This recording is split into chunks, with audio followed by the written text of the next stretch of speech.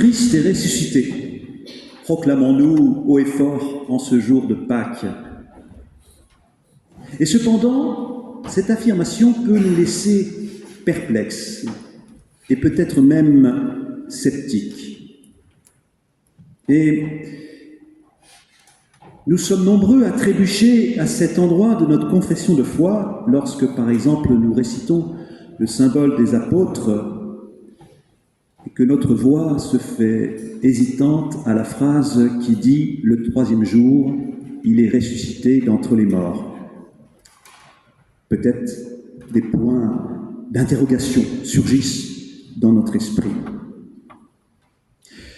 Alors j'ai d'abord envie de vous rassurer en vous disant que, je crois, les disciples étaient dans le même état d'esprit.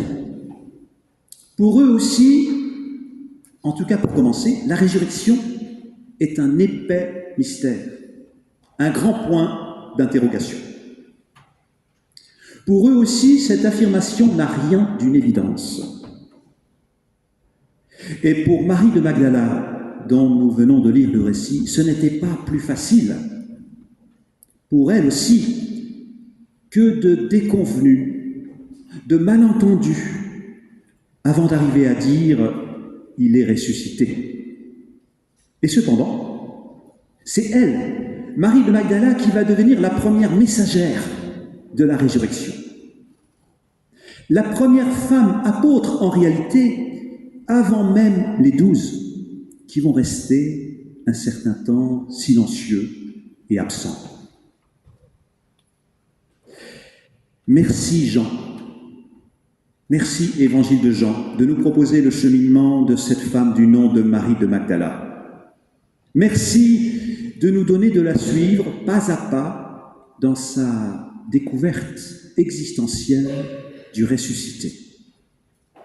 Oui, en effet, cette découverte n'a rien d'un rite à accomplir. Elle n'est pas non plus une pratique religieuse qu'il faudrait observer scrupuleusement. Elle n'est pas une doctrine à réciter par cœur, mais cette découverte, c'est une rencontre personnelle et intime qui lui est donnée alors qu'elle se trouve dans un immense désarroi. Oui, c'est une rencontre qui va la mettre debout alors qu'elle se trouve par terre. C'est une rencontre qui va la relever, la remettre en chemin alors qu'elle était anéantie. Mais ne brûlons pas les étapes. Oui, ne brûlons pas les étapes, car avant cette découverte, il y a le tombeau vide. Oui, avant la rencontre du vivant, il y a le constat de la mort de celui qu'elle aimait. Il y a ce tombeau qui marque irrémédiablement la fin d'une histoire. Il y a un point final qui semble indiquer que tout est terminé. Il y a un immense vide, un silence, une absence qui donne à penser que rien n'a de sens. En effet, le tombeau vide marque la tragique disparition de Jésus, vécue par ses disciples, hommes ou femmes, comme une irrémédiable perte. Mais le tombeau vide signifie aussi la fin brutale d'une belle aventure avec Jésus. C'est un rêve rempli d'espoir qui se fracasse, qui se pulvérise. Oui, le tombeau vide, c'est l'image d'une histoire qui se brise et qui entraîne une totale perte de sens. Et Marie de Magdala s'en fait l'écho ici dans notre récit en protestant contre ce vide du tombeau qui reflète d'une certaine façon son propre vide intérieur, douloureux, intolérable. On a pris mon Seigneur, je ne sais pas où on l'a mis. Et aujourd'hui, pour nous aussi peut-être, ce tombeau vide, c'est l'image de tout ce qui est vide de sens, de tout ce qui nous semble chaotique dans notre histoire personnelle, ou bien dans notre actualité collective, à bien des égards inquiétante, crise écologique, lourde de menaces pour l'humanité et pour tous les vivants, actualité internationale dominée par la toute-puissance de certains dirigeants qui s'érigent en maîtres du monde au mépris des lois et au mépris du droit. Oui, l'image qui me vient, c'est celle d'une construction qui s'effondre. C'est vrai, en situation de deuil, lorsque nous perdons un être cher, nous ressentons alors comme un effondrement, en tout cas dans un premier temps. C'est une relation qui se brise, c'est la construction de tout un projet de vie qui tombe par terre, et bien sûr cela nous plonge dans un profond découragement. C'est vrai aussi pour notre actualité internationale. Combien d'effondrements voyons-nous? Lorsque des accords patiemment construits sont brutalement remis en cause, lorsque des organisations multilatérales sont attaquées, torpillées. Mais je ne voudrais pas m'arrêter à ces exemples, même s'ils sont brûlants d'actualité, car en réalité, nous avons tous déjà traversé des effondrements. Cela peut être sur le plan professionnel, ou bien sur un plan familial, ou bien en ce qui concerne notre équilibre personnel. Oui, nous avons tous déjà traversé des périodes d'immense désarroi, et peut-être alors nous avons été gagnés par le sentiment que notre existence était absurde, que nos engagements, nos combats ne servaient à rien. Alors, mes amis, observons ce qui se passe pour Marie de Magdala. Quels sont les événements qui vont être décisifs, qui retourneront son désarroi en espérance? Oui, je parle d'un retournement, car à 2 reprises, Jean nous dit que Marie de Magdala a été retournée. Alors qu'elle était tournée vers le tombeau, tout entière accaparée par la mort, le néant, quelque chose s'est passé. Un événement a réorienté toute son existence vers la vie. Un événement a redonné sens à son histoire. Et cet événement, c'est une rencontre. Oui, une rencontre, ou plus précisément, plusieurs rencontres. D'abord, une rencontre avec ces 2 hommes vêtus de blanc qui se trouvent là, assis sur le tombeau. Et puis, un peu après, la rencontre avec celui qu'elle prend pour un jardinier. Certes, ces 2 rencontres ne changent rien dans un premier temps. Elles sont sans effet.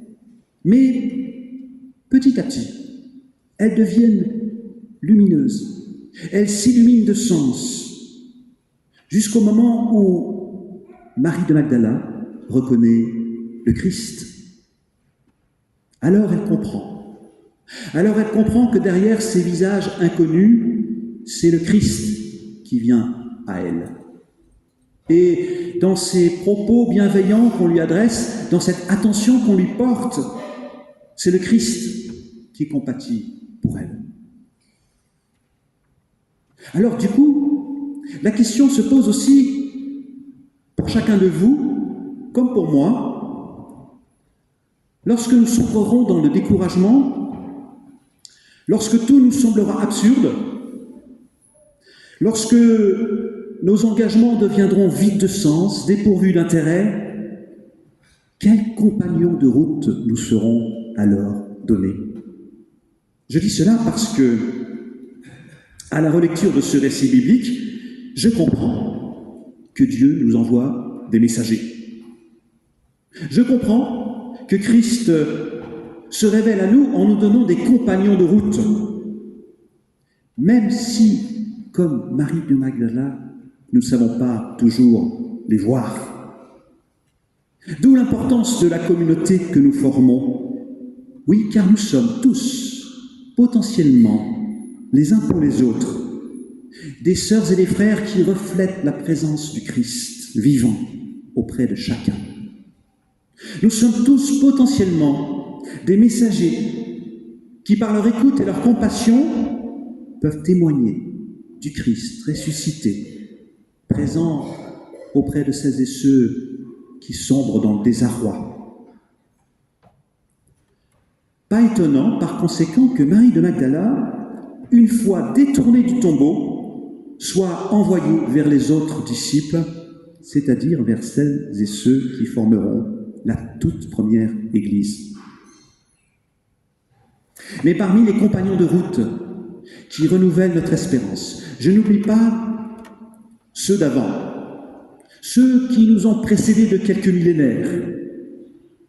Je veux parler de ces compagnons qui nous sont donnés dans la Bible, ces compagnons, ces compagnes comme Marie de Magdala que nous suivons pas à pas aujourd'hui.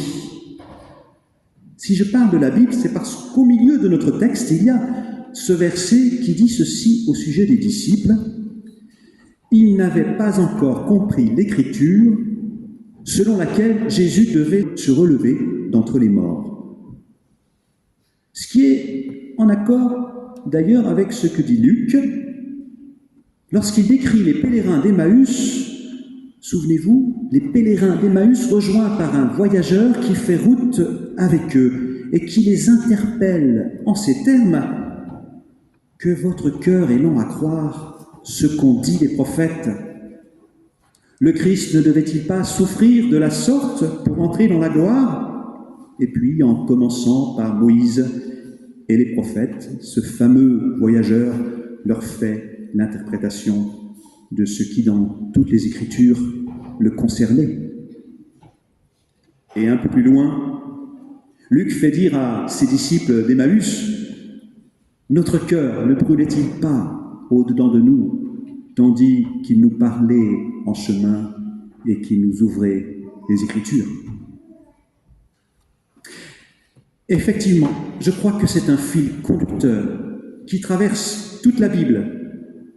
En effet, dans l'histoire des humains, telle qu'elle nous est présentée dans le récit biblique, page après page, sans cesse il y a des morts tragiques, sans cesse il y a des effondrements, sans cesse il y a des périodes de dépression profonde, qu'elles soient collectives ou individuelles, mais aussi sans cesse Dieu revient vers chacun, revient vers son peuple pour le relever, pour le ressusciter.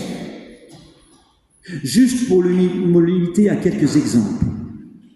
Après le déluge, vient une humanité nouvelle autour de Noé.